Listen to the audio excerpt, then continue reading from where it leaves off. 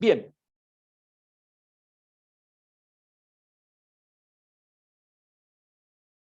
Entonces, la primera unidad, ¿no es cierto? Lo primero que vamos a atacar, ¿sí?, es la geología y algunos conceptos geológicos, sí que es importante que ustedes tengan presentes, por lo menos para poder comprender todo lo demás, ¿no es cierto? Básicamente vamos a abordar como tópicos principales, ¿no es cierto?, algunas teorías geológicas, algunas leyes generales que hay en geología, algunos conceptos sobre mineralogía, algunos conceptos sobre petrografía, ¿sí? Muy rápidamente vamos a hablar de la clasificación de las rocas, ¿sí? Y sobre todo de los fundamentos, ¿no? De qué se basa. Veremos muy rápidamente también qué tipo de rocas hay en la naturaleza. Vamos a ver un poquito sobre las ideas de estructuras, de las estructuras geológicas y un poco su clasificación. Vamos a hablar un poco de las edades y haremos un breve resumen de la geología regional de la Argentina. Incluso por ahí tengo también una filmina que puede explicar un poquito, ¿sí?, un resumen de la geología del subsuelo entrerriano. Yo en eso llevo trabajando muchos años, ¿no es cierto?, ya desde mi doctorado, hace mucho tiempo atrás. Yo hice mi doctorado en lo que ustedes mal conocen como sistema acuífero guaraní, pero bueno, serían el sistema termal digamos, de la cuenca chaco-paranaense oriental, ese sería el nombre más adecuado. Y bueno, de ahí en adelante he trabajado, digamos, casi permanentemente en Entre Ríos durante toda mi vida, ¿no? O sea, yo prácticamente tengo 3 líneas de investigación. Una es Antártida, la otra, digamos, es geología de pozos profundos, y lo otro se concentra más que nada en el estudio del Plioclestoceno fluvial, son los acuíferos, ¿no?, del Plioclestoceno fluvial, que normalmente involucra algunos acuíferos que habrán escuchado por ahí popularmente con el nombre de acuíferos Puelches, o Ituzaingó, Salto Chico, en la provincia de Entre Ríos, y demás, que son los más demandados en la Argentina hoy en día, son los acuíferos más explotados y más demandados, ¿no es cierto?, desde el punto de vista de la demanda, no de explotación. Pero en general, yo me he concentrado siempre, digamos, en el estudio o en la investigación de la hidrogeología de la provincia de Entre Ríos. Bien, no somos muchos los geólogos que trabajamos en geología en Entre Ríos. Hay mucho geólogo entrerriano, pero hay poco geólogo trabajando en Entre Ríos, ¿no?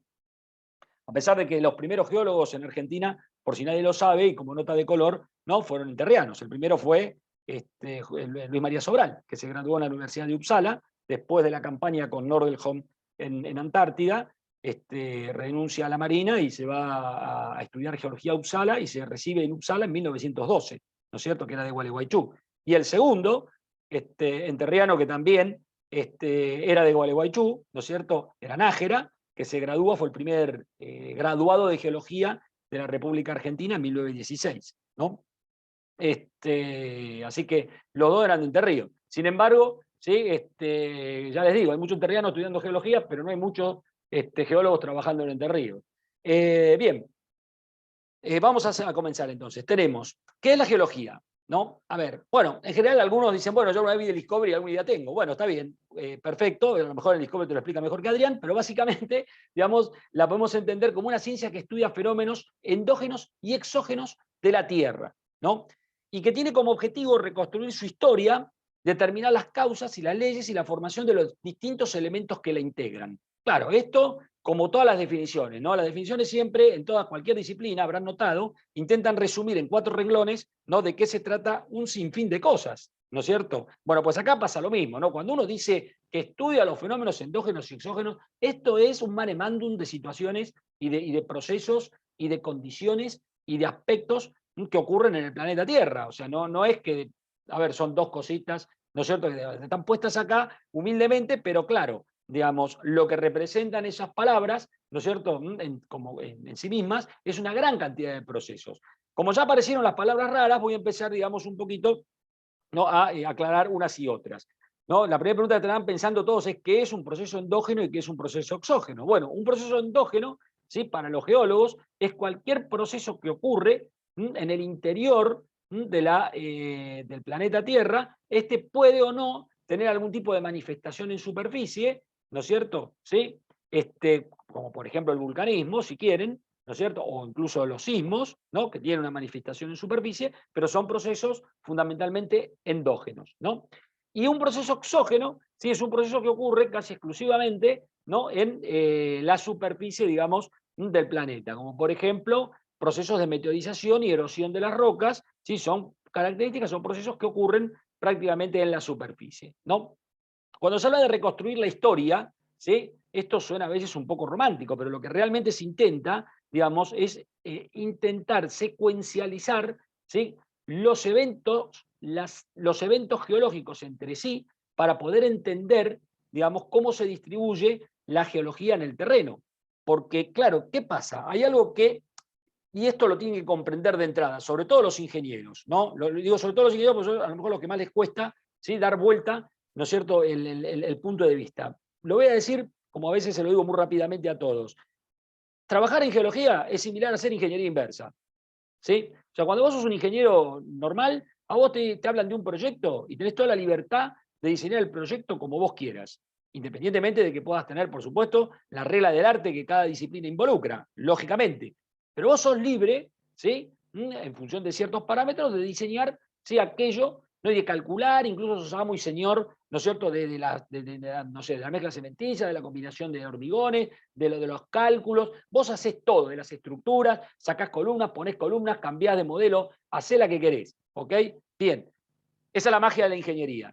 Ahora, ¿qué pasa? Cuando vos trabajás en geología, en realidad vos no manejás ninguna variable, muchas veces no estás muy seguro de las variables que trabajan, ¿no es cierto?, en un proceso geológico, si intervienen o no, no conocés en qué magnitud lo hacen, ¿sí? Vas a notar que hay otras variables que te cuesta mucho medirlas, algunas son prácticamente imposibles de cuantificar, ¿sí? Otras se cuantifican, digamos, con ciertos grados de aproximación o dentro de ciertos rangos, muy pocas realmente se pueden cuantificar, ¿no es cierto?, fehacientemente o adecuadamente, ¿no? A veces no estás muy seguro, ¿no?, de si la reconstrucción que estás pensando, ¿no es cierto?, es realmente la que supones que pasa, porque puede haber varias soluciones posibles a lo que estás viendo ahí, ¿sí? Esto, si quieren, lo podemos entender como el síndrome del área 51, ¿no? O sea, viste el área 51, llegaste, te encontraste con el plato volador, ¿no? Te muestran ahí un cachivache, ¿no es cierto?, que entras adentro y tiene, no sé, dos pomos que se mueven y alguien te dice, che, ¿y esto cómo se tripula? No tengo la menor idea. No sé si estoy manejando el timón del plato volador o tirando la cadena del baño, ¿ok? Cuando toco una de esto. Bueno,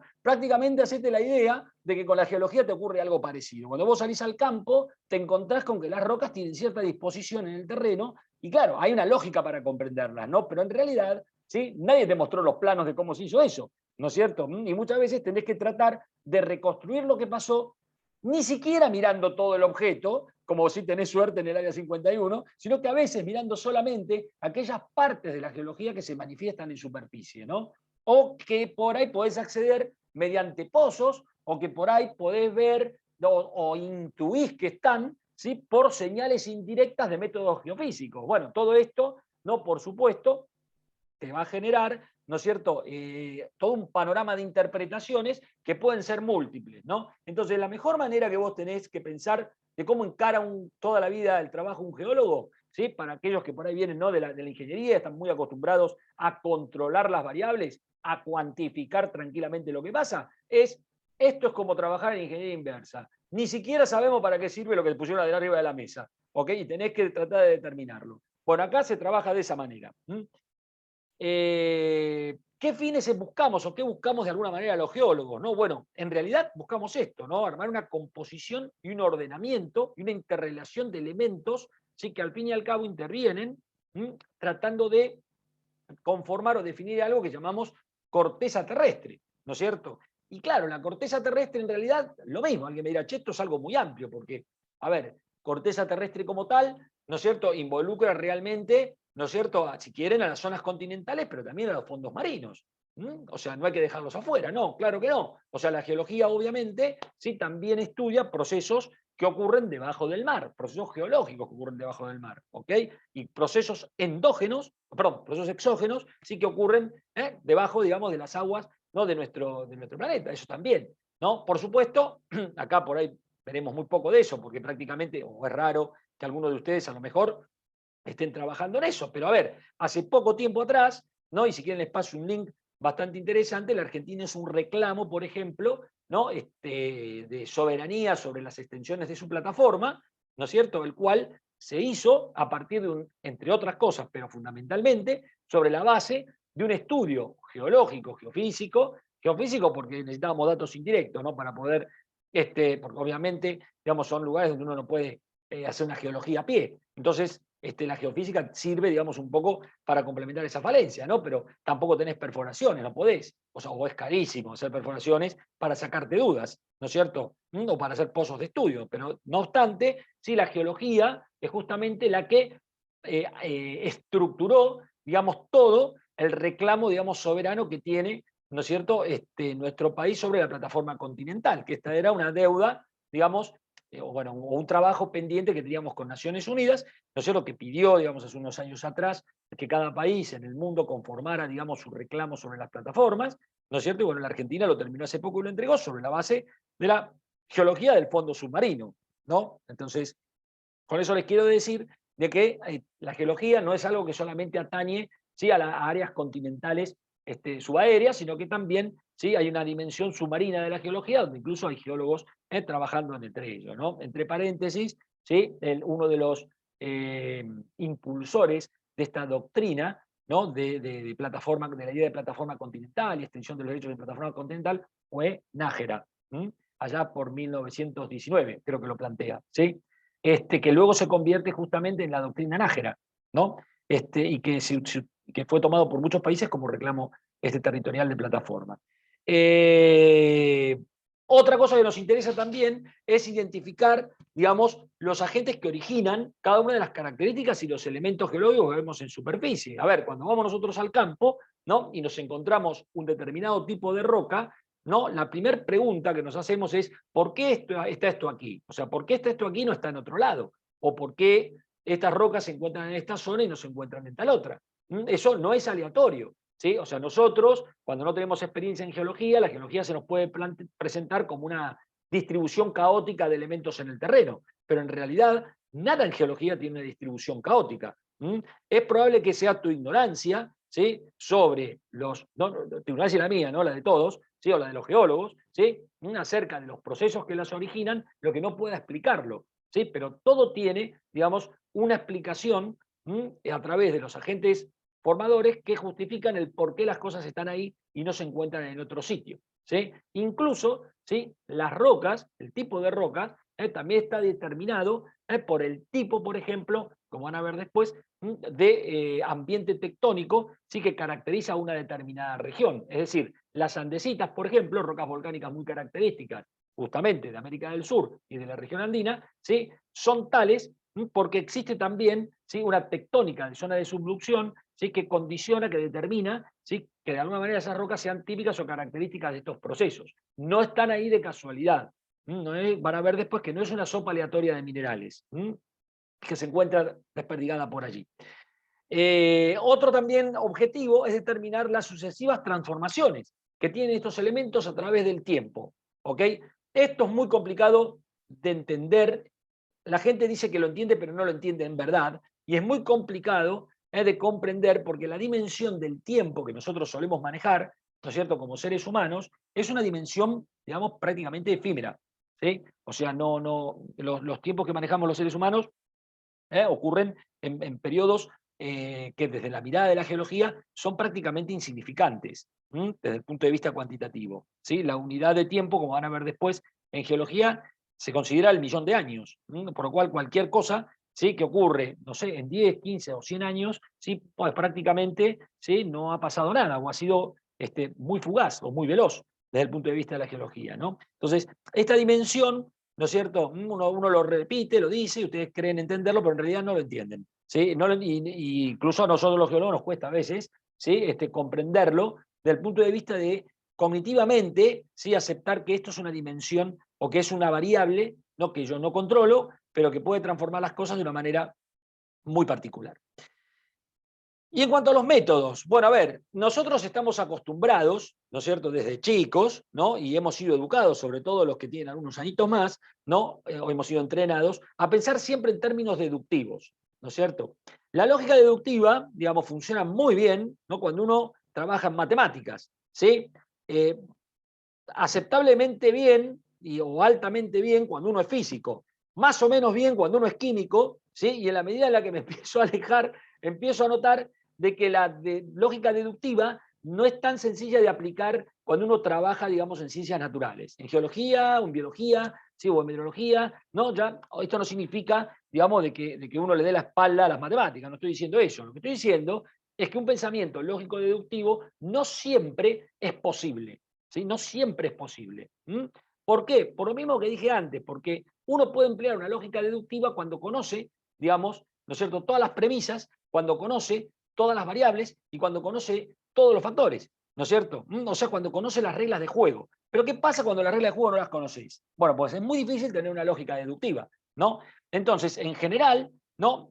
Muchas veces en geología nos vemos obligados a emplear métodos inductivos, ¿sí? Para aquellos, para los ingenieros civiles, sobre todo los que trabajan en geotecnia, ¿sí? Posiblemente, con los que por ahí yo tengo más trato también, ¿no? Están más cerca a veces de este tipo de situación, porque claro, muchas veces cuando hacen estudios de fundación de suelo se encuentran con lo mismo, ¿no? Se encuentran que, bueno, a ver, sí, hay cuestiones, ¿no es cierto?, deductivas o de laboratorio o físicas que explican, digamos, en forma, si quieren, a grandes rasgos, las características mecánicas de suelos y rocas, pero la verdad es que para tomar una decisión final, ¿no es cierto?, yo recurro a un procedimiento que es más bien inductivo, en el cual yo tengo una teoría de cómo funciona esto, ¿no es cierto?, busco información en el campo, esta información en el campo puede apoyar mi teoría o puedo, digamos, a lo mejor modificarla, eso hace de que yo retroalimente y modifique mi teoría, vuelvo otra vez, ¿no es cierto?, al campo o vuelvo otra vez a abordar el problema, a lo mejor ahora lo resolví mejor, pero algunas cosas todavía no quedan bien claramente resueltas, entonces vuelvo a buscar información al respecto de esto y entonces inductivamente voy construyendo el conocimiento. ¿Sí? Al final, a lo mejor, termino teniendo una metodología, ¿sí?, que termina siendo válida para resolver un problema, pero se construye a partir de datos que son fundamentalmente empíricos. O sea, que surgen de observar o medir 1, 1000 y 50.000 veces algo y decir, bueno, pues esto tiene una relación que aparentemente, por ejemplo, es, no sé, exponencial. Entonces, bueno, en general, puedo pensar que la relación entre 2 o 3 variables va por este lado, digamos, la mayor cantidad de veces, ¿sí? Pero en realidad no lo deduje de algo, no es que me senté en un rincón y deduje que, bueno, en función de, a ver, decime qué tipo de roca, decime qué clima tenés, y ahora te voy a deducir el estado de meteorización de la roca. No, eso es imposible, ¿ok? O sea, no se trabaja de esa manera, se trabaja inductivamente, ¿no? Esto no quiere decir que la geología, ¿sí?, no esté permanentemente empleando leyes físicas, leyes químicas y obviamente las matemáticas para poder justificar cada cosa que dice. De hecho, digamos, la geología probablemente de todas las, todas las disciplinas ambientales que conocen sean la que más recurre, ¿sí?, a estos 3 elementos, ¿sí?, o a estas 3 ciencias duras para explicar lo que pasa. ¿Sí? La geología permanentemente recurre a la física, a la química, a la física, a la química, a la física, a la química. Cuando puede, mete algo de matemática. ¿Sí? Cuando se puede. A veces no se puede. A veces las matemáticas describen en realidad, ¿sí?, comportamientos teóricos, ¿no es cierto?, de cosas que se asemejan, como van a ver que pasa en hidrogeología, ¿no? O sea, a ver, acuíferos que se comportan como si fueran de tal manera, ¿no? Pero en realidad los acuíferos en la naturaleza se comportan como quieren. ¿Sí? Lo que realmente pasa es que algunos se parecen más a las ecuaciones de cálculo. Bueno, pues en ese caso, ¿sí?, o a las ecuaciones hidráulicas, bueno, en ese caso entonces podré explicarlo mejor. Pero a veces hay otros que no se parecen en nada y uno realmente no puede explicarlo de ninguna manera. Bueno, eso normalmente, o a lo mejor se llega a una relación empírica y la verdad es que no tiene mucha explicación. Pero bueno, digamos, esa es la parte inductiva del conocimiento. También, ¿sí?, a lo mejor alguien piensa, ¿no es cierto?, que los métodos de observación, bueno, esto es un método al fin y al cabo de observación directa o indirecta, ¿no? Directa es cuando vos observás directamente, por ejemplo, vas al campo, ves una roca, ¿no es cierto?, y la describís. No sé, decís, mira, esta roca es un granito porque, ya verán después, tiene tal mineral, tal mineral, tal mineral, tal mineral. Es una observación directa. ¿Sí? Una observación indirecta es cuando yo, por ejemplo, voy al campo, aplico un método geofísico, por ejemplo, un método sísmico, ¿sí?, que supónganse que consiste en enviar ondas mecánicas a través de las rocas, recibir la respuesta, y entonces interpreto que cierta respuesta mecánica de la señal corresponde a un granito. ¿Ok? Bien, eso es un dato indirecto. En geología es muy frecuente emplear datos indirectos. Los datos indirectos tienen una ventaja. Primero, ¿sí?, suelen ser más económicos, más rápidos y te permiten tener algo de información sobre lo que te interesa, pero la desventaja es que siempre llevan de por medio algún tipo de interpretación. Y las interpretaciones son falibles, porque dependen de los datos, dependen de los modelos de referencia y dependen de la parametrización de tu información. Así que ahí tenés muchas veces que tener un poquito de cuidado. Siempre la observación directa, ¿no es cierto?, es preferible, ¿no? Como método, digamos, de análisis a otro. Pero bueno, muchas veces no se puede y se utilizan métodos indirectos. También habrán notado, ¿no? De que tanto, sobre todo geólogos y biólogos, ¿no? Pero a lo mejor todavía lo ven más complicado con los geólogos, ¿no? De que hay una especie de necesidad compulsiva de comparar y clasificar cosas. A ver, no se trata de que seamos coleccionistas, no se trata de que nos guste ponerle nombre a las cosas, ¿no? Se trata de que la verdad es que la naturaleza se nos presenta como un caos continuo. Lo que pasa es que todos nosotros hemos nacido y hemos sido educados en un sistema educativo que desde muy chicos, ¿sí? Nos ha puesto clasificaciones y comparaciones permanentemente. ¿Ok? Pero si nosotros hubiéramos carecido de esa visión, no sé, hubiéramos nacido en la era de las cavernas, donde nadie clasificaba nada, entonces eventualmente a lo mejor ¿sí? Veríamos la naturaleza como algo muy distinto, ¿sí? Como un continuo, digamos, ¿no? de cosas, ¿no? Que a lo mejor no serían, ¿no? Tan fáciles de distinguir. Justamente la clasificación y la comparación me permite ordenar de alguna manera, ¿sí? Ordenar desde la percepción humana, ¿no? Ordenar los objetos de estudio para poder mejorar la interpretación y la comprensión de lo que pasa, ¿no? Entonces, cuando le dicen, ¿por qué clasificamos rocas? Porque nos gusta poner nombres. No, clasificamos rocas, ¿sí? Porque justamente lo que intentamos es buscar patrones con ellas que las metan en un mismo grupo, de manera tal de que podamos predecir características en común, al menos en ese patrón de rocas, ¿no es cierto? Y la comparación es que si esto se parece a aquello, ¿sí? Pues es porque esto es aquello, ¿ok? Aunque haya muchísimos kilómetros de diferencia entre uno u otro. Esto sería algo así como, mirá, si tiene pelo, ladra y cuatro patas, es un perro, ¿ok? Y no hay mucha duda al respecto, ¿sí? El perro puede ser, por supuesto, un caniche, el perro puede ser un rottweiler, ¿sí? Pero si tienen pelo, cuatro patas y ladra, es un perro. Entonces, un poco, lo estoy simplificando por supuesto, pero lo que estamos diciendo es que la necesidad de comparar justamente es para poder encontrar, ¿no es cierto?, patrones de predicción entre una causa y la otra. Y finalmente otro método es tratar de interpretar causas y procesos, ¿sí? En realidad lo que hacemos realmente es interpretar todo el tiempo, ¿no? ¿Por qué interpretamos? Por lo mismo que dije antes, porque nosotros no tenemos la suerte que tienen, digamos, normalmente en ingeniería, de manejar todas las variables, de poder calcular todo lo que quieren y de si tienen alguna duda, agarrar un manual y leer algún tipo de información que alguien tabuló en algún sitio o alguna vez, y entonces, bueno, me puedo arreglar o me puedo defender, ¿no es cierto? Bueno, metodología desarrollada o lo que fuera, digamos, tienen muchos más márgenes, digamos, de seguridad mucho mayores. Nosotros no podemos trabajar así. Nosotros en realidad, ¿sí? Sobre la base de datos que pueden ser directos o que pueden ser indirectos, donde algunos son cuantitativos, donde otros son cualitativos, donde algunos son datos, digamos, productos de la clasificación, otros son datos productos de aproximaciones, y otros son datos medidos a lo mejor en forma dura, ¿no es cierto? Con todo eso intentamos interpretar, primero, las causas y segundo, los procesos, es decir, qué fue lo que lo generó y segundo, cómo se generó. ¿Sí? Y alguien me dirá, ¿por qué hacemos esto? Porque queremos ser predictivos, o sea, queremos, digamos, que en otras condiciones donde observemos lo mismo, ¿sí? Decir que se trata de las mismas cosas o esperar los mismos resultados geológicos, ¿no es cierto? A la sazón les puedo asegurar que la geología es infinitamente más predictiva que, por ejemplo, la infectología, ¿no? Dado que recientemente, ¿no? Como hemos vivido un episodio infectológico complicado, ¿no? Bueno, pues yo he visto a los infectólogos mucho más perdidos en cuanto a lo que hacía el virus de lo que los geólogos podemos decir sobre la geología, ¿no? Así que la geología en general es bastante predictiva a pesar, digamos, de todos estos inconvenientes, ¿no? Porque la verdad que son inconvenientes a la hora de poder trabajar con ella, ¿no es cierto?, como una disciplina de conocimiento, ¿no?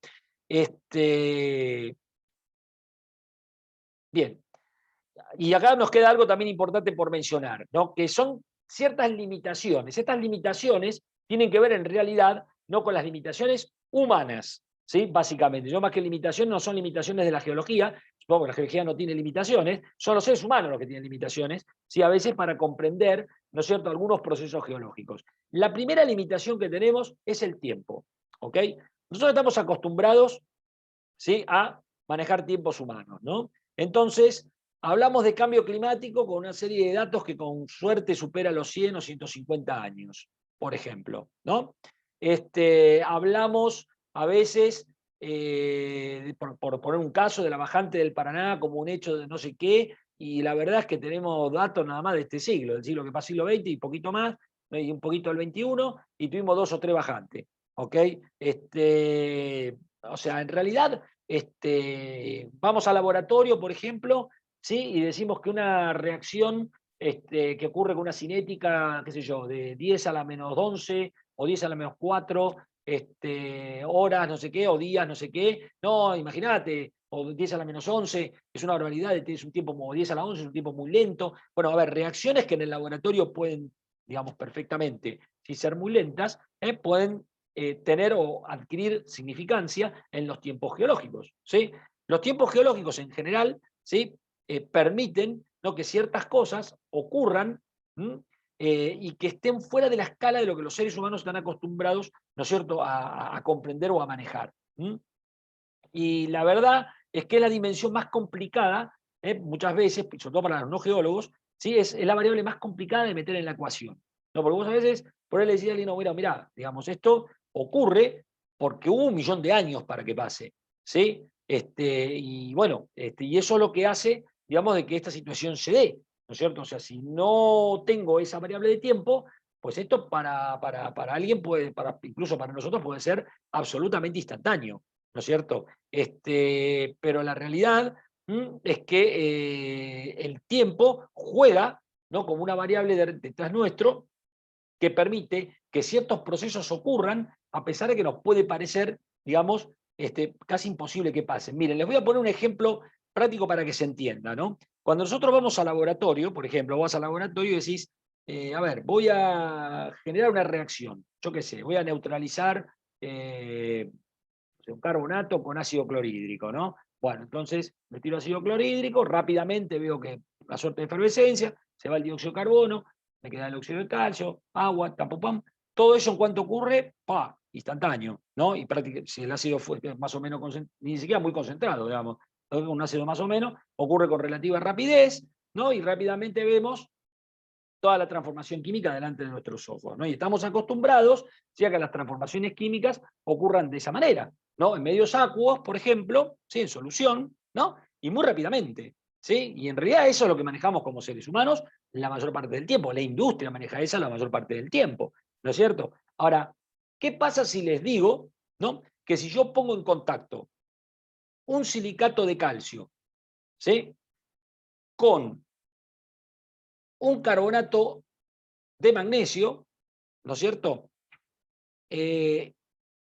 puede ocurrir una reacción química, ¿sí?, la cual dé como resultado, ¿sí?, un silicato de magnesio en la zona de contacto entre los dos. Es decir, alguien puede estar escuchando en este momento, sobre todo el químico, y decir, este tipo está totalmente loco. Bueno, ese mineral se llama wollastonita, ¿no? Y justamente es un mineral que se genera en el contacto, de tipo metamórfico, se genera en el contacto, ¿sí?, entre rocas silicáticas, ricas, me parece que son las rocas silicáticas, son ricas en magnesio, ¿sí?, disculpen, y cuando eso toma contacto con una roca caliza, ¿no? Bajo ciertas condiciones de presión y de temperatura, la temperatura más o menos, ¿sí?, puede estar en el orden de los cientos de grados, ¿no es cierto?, pero las presiones son por supuesto altísimas, ¿no? Y con el suficiente tiempo geológico, ¿no es cierto?, los iones se mueven por la matriz cristalina, se intercambian entre sí, reaccionan y forman, ¿sí?, un mineral de contacto que es la combinación de ambos. Claro, si yo se lo digo esto a alguien acostumbrado a hacer reacciones con soluciones, ¿sí?, en un medio acuoso, le puede sonar, ¿cómo puede haber una reacción en un medio sólido? No cuesta, o sea, qué sé yo, ¿cómo? No me lo imagino, porque la verdad, claro, lógico, pues si vos apoyás, no sé, un silicato, ¿no?, con el carbonato de calcio y esperás en el laboratorio que esto pase, te puedes llegar a morir tranquilo. Digamos, pero, digamos, la geología dispone de una escala de tiempo que deberían ustedes comprenderla como prácticamente infinita. A los fines prácticos, ¿sí?, para los seres humanos, la escala de tiempo geológico va al infinito, ¿sí? Incluso 1.000.000 de años puede ser un infinito para nosotros, ¿ok? O sea, es una escala de tiempo inabordable. Eso es como cuando te dicen, che, te doy 10 millones de dólares, gastalos en 24 horas. Y vos pasaron 24 horas y vos no te gastaste ni 10.000 a lo mejor, ¿no es cierto? Bueno, acá pasa lo mismo, ¿sí? O sea, no, por eso porque no tenés una idea clara de cuántos son 10 millones de dólares, en realidad, ¿no es cierto? Bueno, tal vez algunos sí, pero yo realmente no. Entonces, o de qué significa eso desde el punto de vista, no de la capacidad adquisitiva, ¿no? O sea, que, bueno, lo mismo te pasa con el tiempo geológico. Cuando te dicen 10 millones de años, Sí, 10 millones de años se dice muy rápido porque es un número, pero uno no tiene idea de lo que eso implica geológicamente. Y de la inmensidad, digamos, de tiempo que refleja eso, me han llevado a una escala humana. Y acá viene el segundo problema, que es el tema de las escalas y las magnitudes, ¿no es cierto? También estamos acostumbrados a que las cosas pasan en dimensiones humanas, y las dimensiones humanas son minúsculas, ¿ok? La geología trabaja a escala continental, ¿sí? Las escalas son inmensas, las magnitudes de los procesos, sí, son brutales. La energía involucrada en cada uno de estos procesos supera ampliamente lo que cualquiera de nosotros puede imaginar, digamos, con manejar alguna vez en su vida, o lo que una civilización manejó alguna vez en su vida, ¿sí? De hecho, hay por ahí un cuadro de un análisis de la energía que manejan cada una de las civilizaciones, o que han manejado cada una de las civilizaciones, ¿no es cierto?, a lo largo de la historia humana, ¿no? Y es muy inferior a lo mejor, ¿sí?, a la energía vinculada, digamos, en la deformación, por ejemplo, de un anticlinal, ¿no? Que es algo que también ocurre, ¿sí?, a lo largo del tiempo, porque claro, alguien ve un anticlinal y dice, ¿cómo se pudo haber flexionado o plegado, ¿sí?, una roca de estas características? Que yo vengo acá con una piqueta y le pego y me queda el brazo vibrando, porque duro, pero ¿cómo pudo haberse plegado esto? Bueno, justamente, ¿sí?, eso tiene que ver con la escala y con la magnitud. Y lo segundo, la complejidad. A veces la simultaneidad de los procesos es tan grande y la falta de información es tan profunda que en definitiva, digamos, tiene una complejidad de la cual no tenemos un buen modelo, digamos, simplificador, que pueda explicar geológicamente lo que pasa ahí, ¿sí? Es decir, si hay una superposición muy grande de cuestiones, sí, es muy probable que no comprendamos muy bien por su complejidad qué es lo que exactamente pasó. Por supuesto, siempre habrá alguna idea, siempre habrá alguna propuesta, siempre habrá alguna teoría, pero en general no tener a ciencias claras qué es lo que ocurrió es relativamente muy complejo.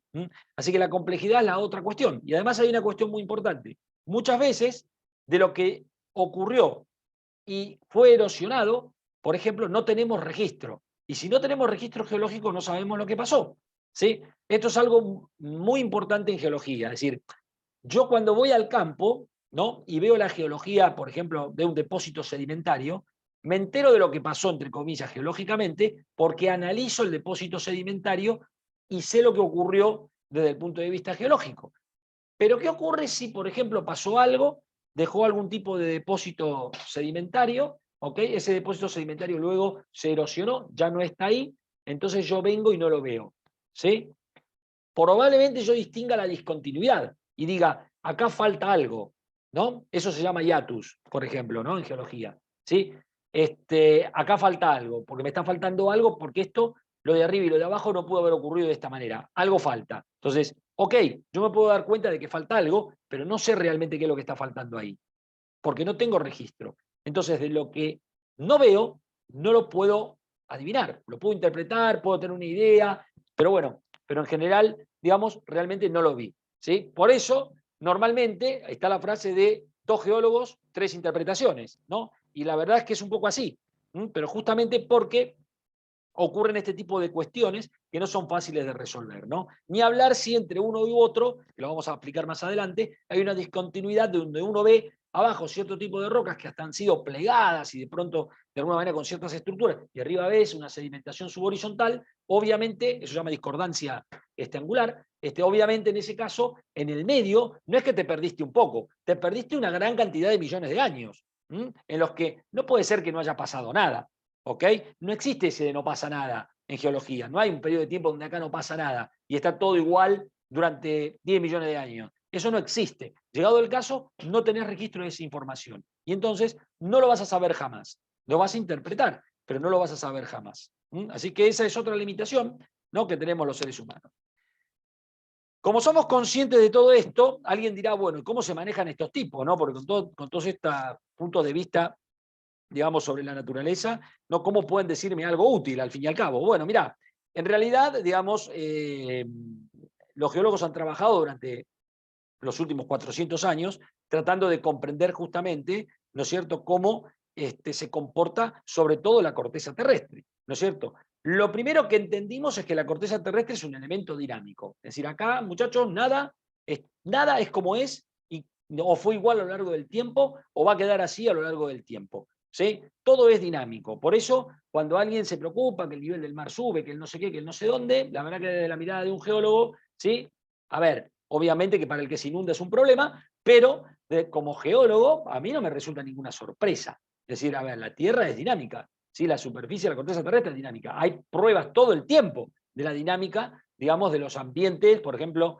¿sí? Superficiales. Así que, ¿cómo nos puede sorprender, digamos, que sigan siendo dinámicos? De ninguna manera es una sorpresa. Otra cosa que nos causa un prejuicio, eso es otra historia, pero no nos puede sorprender, porque sabemos los geólogos que justamente es una característica, ¿no?, de la corteza terrestre. En general hay una tendencia, ¿sí?, a que los procesos de desgaste y erosión del relieve, o sea, lo que entendemos como procesos exógenos, se opongan, entre comillas, ¿sí?, a procesos que forman o que determinan estos relieves. Y esos son procesos endógenos. Es decir, vamos a explicarlo de esta manera. Existen procesos que tienen que ver con la dinámica interna de la Tierra, que, por ejemplo, mueven los continentes, como van a ver después, deforman las rocas, yo qué sé, generan una serie de cuestiones, ¿no es cierto?, que hacen que se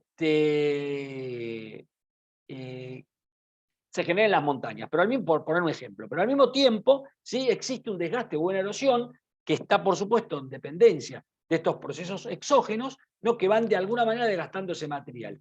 Tenemos la ilusión, ¿no es cierto?, como seres humanos, de que hay una suerte de situación de equilibrio, ¿no?, entre unos y otros, pero en realidad no sabemos si hay un equilibrio entre unos y otros, ¿sí? Nadie dice que este proceso sea reversible en algún punto, digamos. De hecho, no lo parece, ¿no es cierto?, y probablemente eso esté muy lejos de una situación de equilibrio. Pero entendemos, sí, por lo menos, ¿no?, de que hay procesos endógenos que generan relieve y procesos exógenos que de alguna manera tienden, ¿sí?, a desgastar y erosionar, ¿no es cierto?, esos cambios en el relieve de la superficie de la Tierra. Y bueno, la otra cuestión que pasó es intentar comprender la inmensidad del tiempo geológico para que todas estas cosas pasen, que ya lo hemos hablado anteriormente. Entonces, a partir de acá, y ya desde hace mucho tiempo, aparecen algunas leyes, ¿no es cierto?, que en geología son importantes de comprender. Algunas pueden parecer hasta simples y por su simpleza, ¿no?, nos pueden parecer hasta, no voy a decir ridículas, pero diciendo, bueno, ¿no?, pueden parecer casi pueriles, pero la realidad, digamos, es que si lo piensan, no fue fácil darse cuenta de que las cosas son de esa manera. Piensen que muchos de los que han establecido estas leyes o principios, ¿sí?, se encontraron justamente, ¿no es cierto?, con una naturaleza absolutamente desordenada. Nadie les educó, nadie les explicó, ¿sí?, como me explicaron a mí, de qué iba la geología, como le estoy explicando a ustedes. ¿No es cierto? Esta gente, ¿sí?, tuvo que llegar a estos principios, a estas leyes, solos a partir de la observación, y de la observación indirecta, tampoco lo pudieron deducir. Entre una de ellas es la ley del actualismo, ¿no es cierto? El actualismo en realidad sí por ahí tiene un viso un poco más filosófico, porque sostiene que todos los hechos del pasado geológico, ¿sí?, se explican mediante el estudio de los procesos en la actualidad.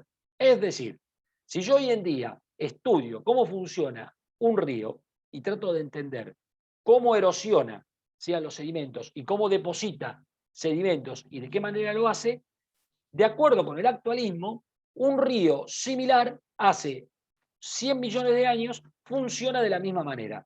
Y un río similar hace 1000 millones de años también funciona de la misma manera. ¿Ok? Bien.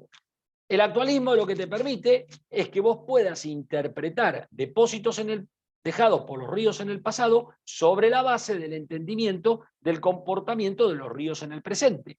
¿Sí? Esto, alguien me puede decir, che, a ver, esto es casi obvio, ¿no?, que es así. ¿Qué es obvio que es así? Nada es obvio que es así, ¿sí? Esto es una premisa, ¿ok?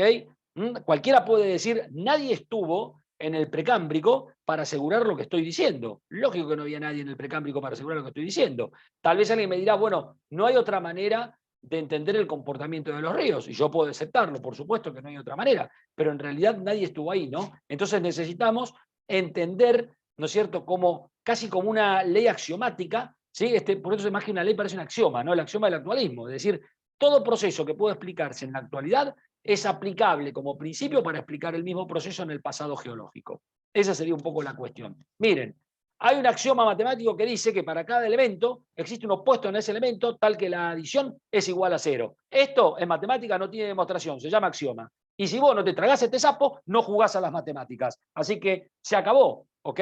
Nadie te va a poder demostrar eso. Es un axioma. La matemática está llena de axiomas. Los conceptos más fundamentales de la matemática son axiomas, ¿ok? Y bueno, y sin embargo los damos por válidos, y llegamos muy lejos conociendo matemáticas. Pues bueno, lo mismo pasa con esto. Esto es un axioma geológico, de alguna manera. El segundo es el concepto de secuencialidad, ¿no es cierto? El tema es que no solamente resulta importante saber cuándo tuvieron lugar los eventos, sino también qué orden y qué secuencia sí tuvieron los mismos, ¿no? Esto te habla de que hay cierta relación intrínseca entre unos y otros eventos, es decir, que hay, ¿no es cierto?, una secuencialidad, a una distribución, por ejemplo, de procesos en un determinado momento del tiempo en el cual unos sobre otros sí pueden avanzar unos sobre otros a lo largo del tiempo geológico, ¿no? Y esto lo vas a ver en el registro, es decir, cuando yo voy y miro, por ejemplo, ¿sí?, un afloramiento como el de la foto, que está mostrando el terciario sedimentario en el río Atuel, ¿no es cierto? A lo mejor puedo distinguir un viejo ambiente pedemontano, que se va haciendo cada vez, ¿no es cierto?, más distal, o se va erosionando y se va alejando, y lloviendo sedimentos diferentes, y finalmente aparece un sistema fluvial y finalmente un sistema lacustre, ¿no? Supónganse, bueno, ahí hay una secuencialidad de eventos, ¿sí? Porque por ahí supónganse que luego el sistema lacustre por encima aparece de nuevo depósito de un ambiente fluvial. Bueno, ahí tenemos cierta repetición que se debe a lo mejor, ¿sí?, a algún tipo de reactivación, ¿no es cierto?, tectónica de la fuente de erosión. Bueno, todas estas interpretaciones, si las hacemos porque en la cabeza los geólogos tenemos metido este criterio de secuencialidad, tanto en la vertical como en la horizontal. Es decir, hay una, sobre todo, digamos, cuando trabajamos en geología exógena, que lo vemos con mucha más claridad. Y finalmente lo que se entiende como ley de Steno, ¿no? Lo de la cuenca tectónicamente estable lo agregué yo para que no les cause problemas, porque Steno no hablaba de eso, porque Steno dijo esto en 1640 y la palabra tectónica no existía, digamos, en su cabeza. ¿Sí? La palabra tectónica lo que te está diciendo, ¿sí?, es en una cuenca, en una zona que no sea o no esté influenciada, ¿sí?, por procesos, ¿no es cierto?, por bordes constructivos o por bordes destructivos, es decir, por zonas donde se genere corteza oceánica, por ejemplo, o por zonas donde, ¿sí?, no haya líneas de subducción, como pasa en nuestro límite con Chile, ¿ok? O nuestro límite con el Pacífico, ¿sí?, donde tenemos la zona de subducción. ¿Ok? Ahí la zona no es tectónicamente estable, ¿sí? Hay movimientos, hay deformación, ¿no es cierto? Entonces, en general, esto que voy a decir no se cumple, pero si no, lo que dijo Steno es, miren, los estratos inferiores siempre son de edades inferiores a los que están puestos en forma superior. Claro, esto es así, ¿no es cierto?, en el momento de la depositación. Si hay tectonismo, es decir, si hay deformación de las rocas, por la causa que sea, bueno, pues puede ocurrir que este orden se altere. Se altera porque puede haber fracturas, fallas, plegamientos o cosas que pueden invertir incluso, ¿sí?, como van a ver después, el orden de estos, de acumulación de estos sedimentos. Pero lo invierten, ¿sí?, porque hubo algún proceso posterior que lo hizo. Originariamente, ¿sí?, cualquier estrato, ¿sí?, inferior es más antiguo que un estrato superior que se considera más moderno. Por supuesto, esto nos ayuda a la gravedad. Bien. Dicho esto, digamos, hasta este punto, por ahí van entendiendo un poco cuál es el marco, digamos, si quieren más, no voy a decir filosófico, porque es un poco exagerado, pero si quieren, sí, el marco un poco más filosófico en el que, ¿no?, trabajamos los geólogos, ¿no? Y a partir de acá podemos empezar a definir, ¿sí?, algunas cosas que tienen que ver ya más íntimamente con la naturaleza de las rocas. En principio está el concepto de mineral, ¿no? Bien, a ver, en general, cualquiera puede entender que un mineral es una sustancia inorgánica sólida que se encuentra en la naturaleza. Esto posiblemente lo sepan desde chico, porque bueno, la palabra mineral es muy usada, hay coleccionistas, te han mostrado piedras preciosas que son obviamente minerales, ¿no es cierto? Vos sabés que, qué sé yo, de las minas o de canteras se pueden obtener minerales que pueden tener valor económico o que pueden tener valor gemológico o lo que fuera. Entonces la idea de que el mineral de alguna manera es una sustancia inorgánica sólida y que eventualmente se encuentra en la naturaleza, es algo que por ahí ya está más o menos emparentado, ¿no? A lo mejor tenemos algún coleccionista entre nosotros e incluso maneja mejor este tema. Pero bueno, ¿qué significa que se encuentra en la naturaleza? Significa que si vos lo sintetizás en laboratorio, no es un mineral. Esa es la diferencia con los químicos, ¿sí? ¿El mineral es un compuesto químico? Sí. ¿Un compuesto químico es un mineral? No. Si lo hice en el laboratorio, no es un mineral. Si lo hice en el laboratorio, es un compuesto químico, ¿sí? Ahora, cuando yo lo encuentro en la naturaleza, ¿sí?, entonces es un mineral. ¿Es un compuesto químico? Claro que sí, porque tiene una composición química, pero es un mineral porque fue hecho por causas naturales donde el hombre no intervino, ¿sí?, en la génesis, ¿no es cierto?, del mismo. Eso tiene que estar muy claro, ¿sí? Bien, segundo, otra condición de mineral es que se constituye por átomos o iones dispuestos de forma definida, ¿sí? Y que le es característico para cada forma en la cual cristaliza. Es decir, esta es la estructura cristalina, ¿ok? Los minerales, ¿sí?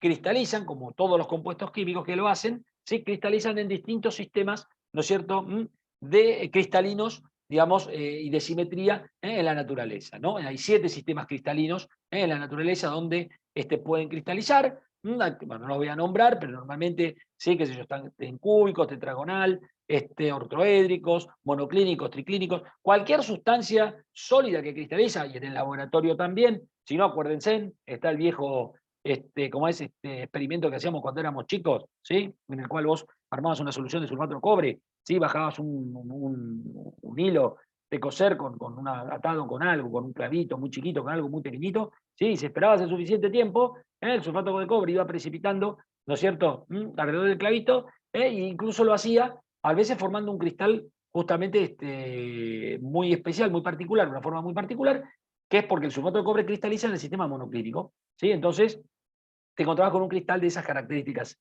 simétricas, ¿no? Bueno, a ver, esta experiencia, ¿sí? Te hace ver, ¿no?, de que en general cualquier sustancia, cualquier compuesto, digamos, lo puede hacer. Los minerales, por supuesto, sí, también tienen una estructura cristalina, ¿no? Y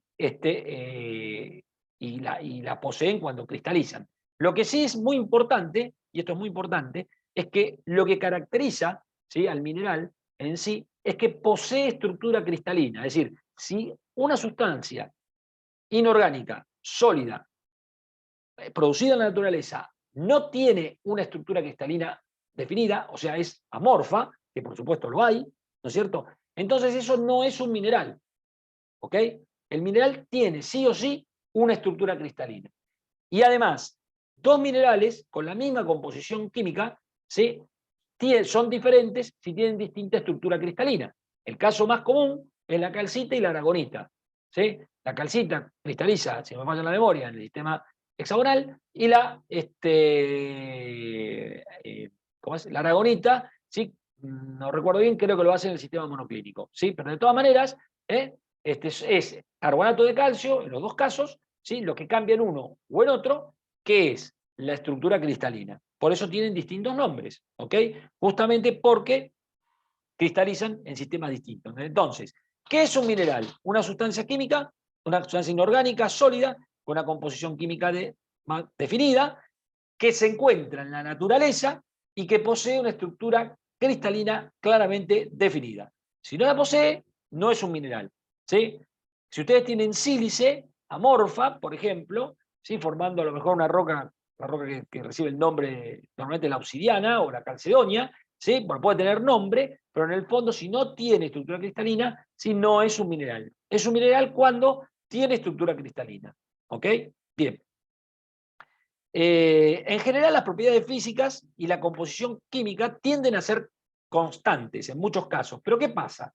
Digamos, hay minerales cuya estructura química, como van a ver, ¿no es cierto?, es relativamente bastante compleja, como el caso de los silicatos, ¿sí? Y es muy frecuente que algunos silicatos, ¿sí?, intercambien proporciones variables de cationes, justamente por una cuestión de equilibrio de cargas, ¿sí? Así que puede haber a veces, ¿sí?, algunos cambios geométricos o cuantitativos en la proporción de algunos minerales, pero que siguen estando, digamos, o normalmente sí siguen siendo considerados el mismo mineral. Esto normalmente pasa con los silicatos, ¿sí? No, bueno, no te va bueno, a ver, si quieres un ejemplo de esto, por ejemplo, es la diferencia entre el yeso y la anhidrita, ¿no? El yeso, sulfato de calcio, con 2 moléculas de agua. La anhidrita, solo sulfato de calcio, ¿sí? Los dos son naturales, aparecen ambos en la naturaleza, ¿eh? La anhidrita aparece en climas relativamente más secos y más restringidos y aparece, ¿no? Pero, en general, ¿sí?, uno u otro se los considera minerales distintos, además cristalizan también en sistemas distintos, ¿no?, justamente porque tienen una composición ligeramente diferente, ¿no es cierto?, uno de otro. Bueno, esto porque, digamos, en este tipo de sustancias eso es más visible o más determinante, porque también hay cambios bastante notorios en las propiedades físicas entre unos y otros, ¿sí? Pero si no, en general, ¿no?, los silicatos suelen tener lo que determina sus propiedades químicas, como van a ver después, es el tipo de silicato del que se trata, más que digamos, la variación a lo mejor cuantitativa o estequiométrica que pueda haber, ¿sí?, en la relación entre, por ejemplo, sodio y potasio, que puede a lo mejor ser un poco diferente en uno u otro caso, pero que no genera, ¿no?, cambios importantes en las propiedades físicas, digamos, del material o químicas, ¿no es cierto?, del mineral, ¿no es cierto? Bien. Los silicatos, por supuesto, son los minerales más abundantes, ¿no es cierto?, en la naturaleza. Prácticamente, ¿sí?, todas las rocas, ¿sí?, y todos los minerales, digamos, que constituyen lo que ustedes ven por ahí, ¿sí?, por lo general son algún tipo de silicatos, independientemente de cuál, ¿sí?, es el más abundante de todos. Y justamente, ¿sí?, tal vez la sílice sea, ¿sí?, el componente, digamos, cuantitativamente más alto, ¿sí?, o más elevado por lejos, ¿sí?, que pueda haber en la naturaleza. Probablemente, ¿sí?, le sigan los carbonatos, probablemente le sigan los carbonatos, es muy probable. Las rocas a lo mejor, ¿sí?, evaporíticas vengan detrás, ¿no? Pero en general, digamos, esa es la proporción más importante. Minerales de valor económico, ¿sí?, por ejemplo, los sulfuros, por ejemplo, que fueron históricamente, ¿no?, minerales, no, qué sé yo, como por ejemplo la blenda, la galena, yo qué sé, no sé, la calcopirita o incluso la pirita, bueno, que fue mena de hierro en algún momento. Todos esos minerales, ¿no es cierto?, en realidad son muy relativamente o porcentualmente mucho menos frecuentes, ¿no es cierto?, que los silicatos, ¿sí?, incluso que las evaporitas, ¿no? O sea, es mucho más frecuente encontrar, ni hablar de los silicatos, pero es mucho más frecuente encontrar una roca carbonática o carbonato de calcio o encontrar yeso, ¿sí?, que por ejemplo encontrar, no sé, pirita, a pesar de que la pirita es un sulfuro muy frecuente, ¿no es cierto? O sea, o es considerado un sulfuro muy frecuente, ¿no? Pero es mucho menos frecuente que los anteriores, ¿no? Y en general, casi todos los minerales que tienen valor económico, normalmente, justamente, ¿sí?, no suelen estar, o no suelen ser, ¿sí?, depósitos ampliamente distribuidos, sino que por el contrario, son depósitos bastante localizados, ¿sí?, y justamente por esa razón, ¿sí?, se desarrolla la actividad llamada minería, ¿no? Porque claro, busca las zonas en la corteza terrestre, si querés, en donde tenés mayor concentración de aquellos minerales que son de interés, ¿ok? Pero en realidad no son de lo más frecuente. Lo más frecuente es encontrarse con silicato. Ahora bien, ¿hasta acá qué es lo que sabemos? Bueno, sabemos que existe algo llamado mineral, ¿no es cierto? Y que existe algo, ¿no es cierto? Y que a un mineral lo que lo caracteriza es una composición química definida, tener una génesis natural y también tener, ¿no es cierto?, una estructura cristalina perfectamente definida, y que eso además en el contexto de cierta relación de abundancia que hace que al menos en nuestro planeta, ¿no es cierto?, ¿sí?, el mineral más común y más frecuente corresponda a la extensa familia de silicatos, que después vamos a ver qué características tienen, y los otros los sigan en proporción, en relaciones porcentuales realmente muy inferiores con respecto a la abundancia relativa que tienen nosotros en nuestro planeta. Voy a dejar